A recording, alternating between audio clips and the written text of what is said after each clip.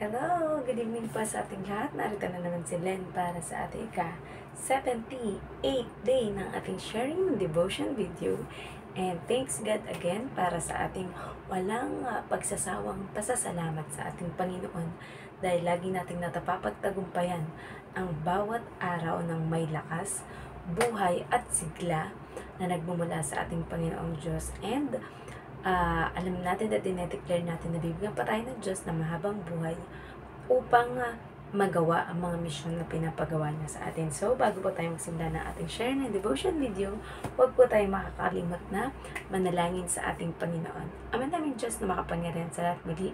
Narito po kami, Panginoon, nagpapasalamat sa inyo at pinararangalan kayo, Panginoon, sa aming buhay, hininga, Panginoon, at lakas na nagagawa namin ng lahat ng mga dapat namin gawin, Panginoon, ng malaya, ng maayos, Panginoon, at malayo sa anumang karamdaman, Panginoon, o kapahamakan, Panginoon.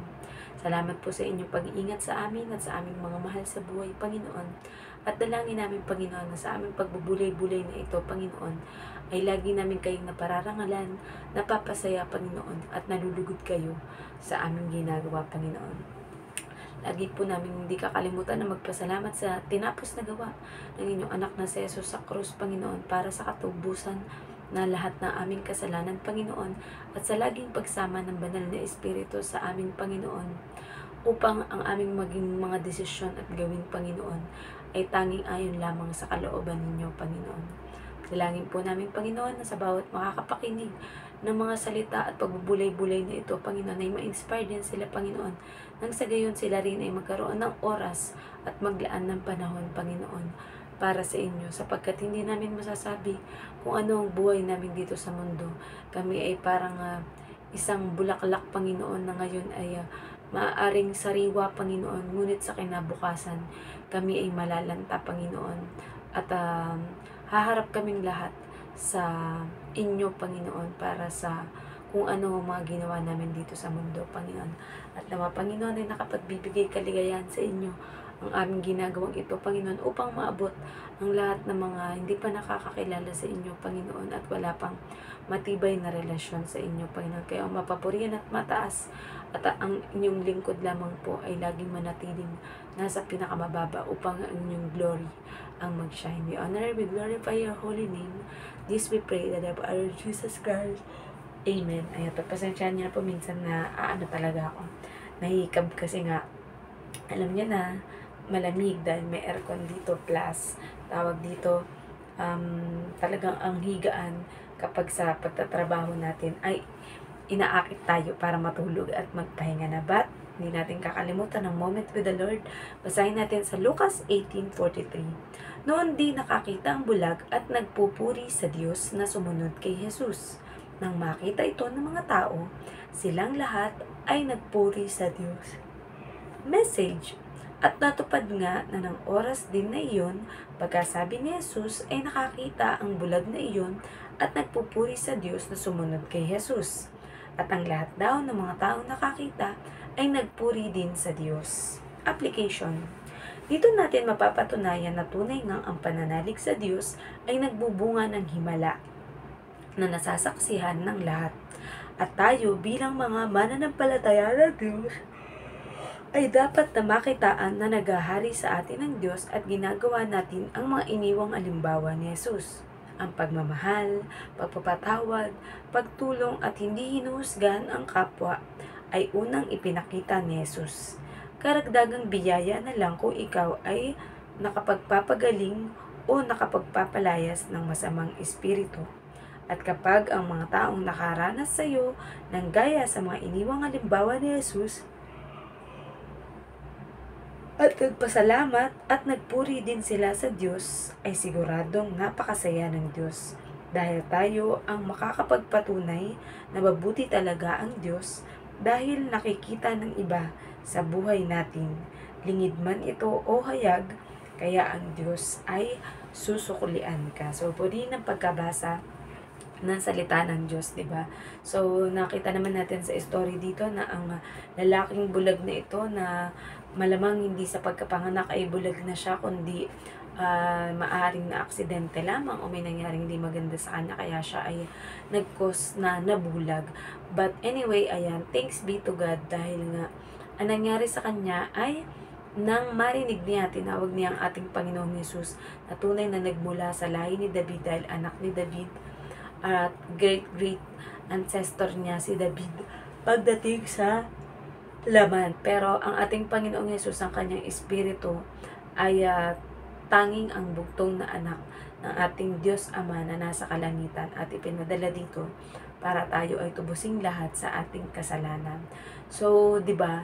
Makikita mo yung miracle or milagro talaga ito kung matatawag dahil nga una ay nakita ng ating Panginoong Yesus at ng ating Panginoong Diyos na sa loob pa lamang ng puso at isip ng lalaking ito ay nananalig at nananampalataya siya sa Diyos na siya ay mapapagaling. Kaya ayun, 'di ba? Nang pagkasabi ng ating Panginoong Yesus na makakita ka at ikaw ay pinagaling ng iyong pananampalataya dahil na-advance na niyang pinananiwalaan at nanalig na siya ay gagaling sa pamamagitan ni Jesus. So, kinonfirm lang at nilagyan lang ng selyo o tatak ng ating Panginoong Yesus na dahil sa kanyang pananampalataya na nasa loob, iyon ay nangyari sa labas. Kaya ayun.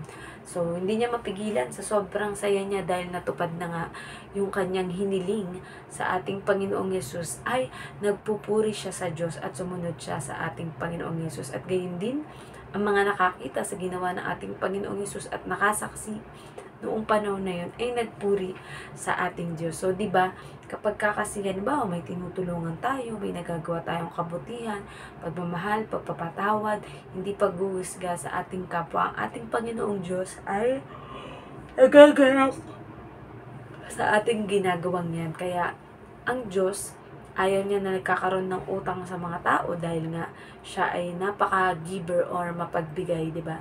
Na kahit hindi pa natin hilingin, nasa isip pa lang natin at nai-imagine pa lang natin ay alam na yan agad ng ating Panginoong Diyos dahil siya yung espiritu na nasa sa loob natin, di ba? So, kaya pag talagang sinamahan mo ng panalangin na taimtim, pananampalataya at pananalig na mangyayari ito ay boom, di ba? Gugulatin ka na lang ng ating Panginoong Diyos na nangyari na at nasa harapan mo na ang iyong hinahangad, di ba? Kaya ako kapatid, kung ano man ang mga greatest na ipinapanalangin mo, pagtatagumpay man yan, financial, sa kagalingan, sa kalusugan, sa relasyon, or para mabuo or ma-restore ang inyong mga nasirang samahan ng mga kakilala, pamilya o kaibigan, idulog mo lang yan sa ating Panginoong Diyos at madalig ka na ito ay nangyari na nang sa gayon ay makita at masaksihan din ng mga tao na nangyari na ito sa iyo. Ako, syempre, bilang kami ay meron kaming covenant at pag-uusap na ating Panginoon Diyos na kahit hindi ko man siya i-voice out sa kagaya dito sa ating public na pag-share ng devotion video, is kami na lang ng Diyos ang nag-uusap tungkol sa aking mga greatest desire and greatest prayer. And syempre, inaaktuhan ko na kumikilos ako na I declare na ito ay nangyari na sa akin, di ba? Minsan, kailangan lang talaga din nating mag-intay dahil ang time frame ng ating Panginoong Diyos ay hindi kagaya ng time frame natin, di ba? So, wag lang nating tigilan ang ating Panginoong Diyos sa pananalangin natin sa Kanya ng kung ano yung mga greatest na hinihiling natin sa Kanya at in God's perfect time ito ay mangyayari sa atin. Basta huwag tayong mainip, huwag tayong mawawalan ng pag-asa, manatiling gumagawa ng mga iniwang halimbawa ng ating Panginoong Yesus para sa ating kapwa. Nang sa gayon, ang Diyos na nakakakita sa atin ang magsusukli sa lahat ng ating ginagawa, di ba? Yung kumbaga, huwag mong isipin na ginagawa mo lang yan para magkamit ng gantimpala para sa ating Panginoong Diyos. Kasi ang Panginoong Diyos, tinitingnan din niya ang layunin ng ating sarili or ng ating puso at isip kung bakit natin hinihiling yung isang bagay na yun. Pero sabi nga, hanggat maaari daw, kung tayo ay hihiling para sa ating Panginoong Diyos, ay wag na yung para sa pansarili lang natin, di ba? kundi ang hilingin natin ay para mas marami yung matulungan na kapwa natin. Diba? Kumbaga para tayo magiging selfless, hindi yung selfish, na yung sarili mo lang yung request ka ng request, hiling ka ng hiling na para sa pang sarili mo, diba?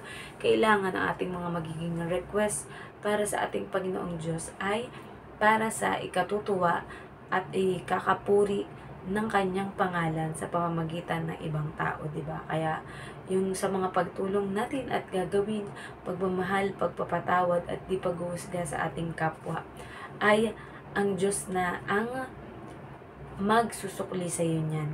At kahit hindi mo pa totally i-voice out kung ano yung greatest prayer mo, asahan mo na ibibigay yan sa iyo ng Diyos. At sabi ko nga sa inyo, 'di ba?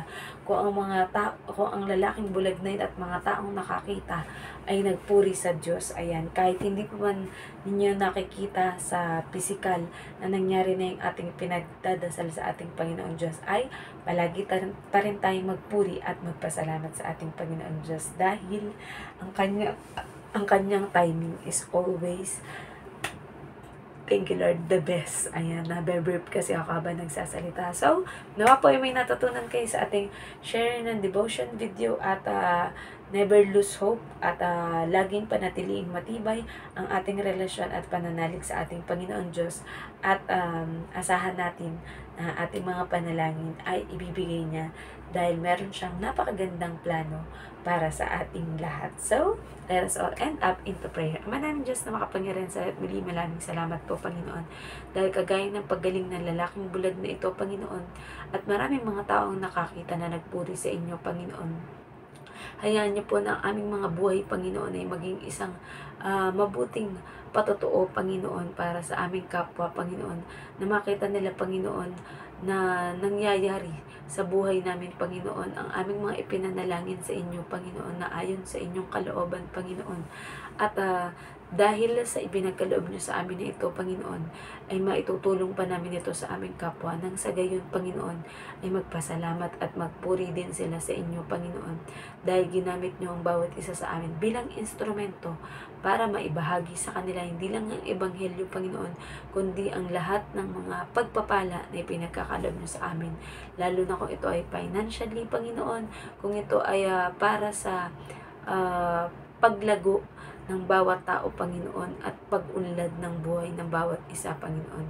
Alam po namin, Panginoon, na kayo ang our great provider, Panginoon, at our great rewarder, Panginoon, na susukli sa anumang mga gagawin namin, Panginoon, lalo na kung ito ay ginawa namin na aming bukal sa kalooban, Panginoon. Sapagkat sa inyo ay walang maitatago, Panginoon. Lahat ay alam nyo tungkol sa amin, Panginoon. Kaya marapat lamang na kayo ay papurihan at dakilain, Panginoon, dahil sa kamangha-mangha ninyong likha, Panginoon. Lalong higit kami bilang tao, Panginoon, na pinagkalooban nyo ng buhay na ito, Panginoon, na aming gagamitin para lamang sa inyong kalwalatian, Panginoon. I pray, Lord God, para sa bawat isa, Panginoon, may mga silent prayer, Panginoon, na ayaw man nilang i-voice out, Panginoon, ngunit idinadalangin na lang nila sa inyo sa pamamagitan ng kanilang taimtim na pananalangin, Panginoon.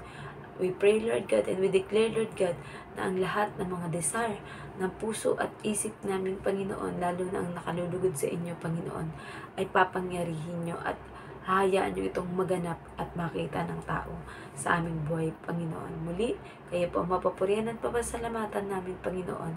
At binabalik namin ang lahat ng papuri at pasasalamat sa tanging pangalan ng bugtong na anak na si Jesus. Amen. Good night pa sa ating lahat and God bless. Bye!